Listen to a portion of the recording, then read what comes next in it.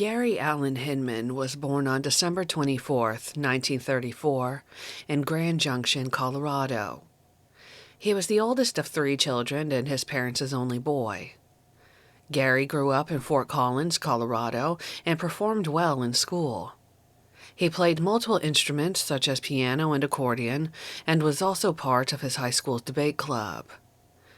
At some point in 1959, Gary married a Gloria Cook, who was 18 years his senior. The couple moved to California in the early 60s and divorced not long after. Gloria remarried in 1964.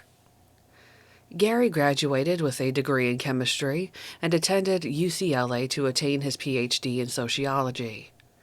He worked as a music teacher.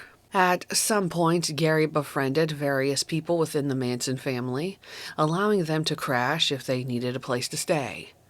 He's mentioned in Susan Atkins's and Diane Lake's books, among others.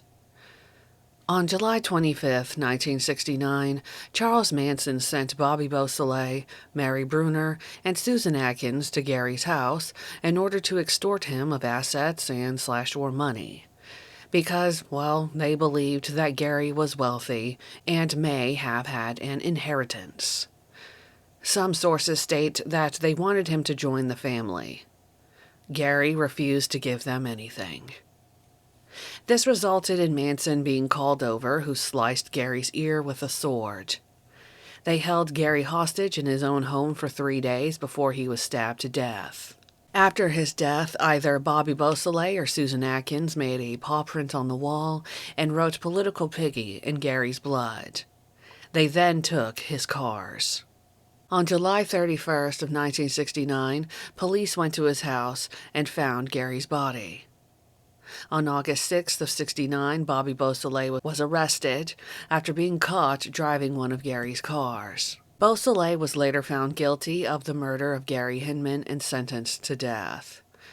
In 1972, the death penalty was considered unconstitutional, and this was commuted to life in prison.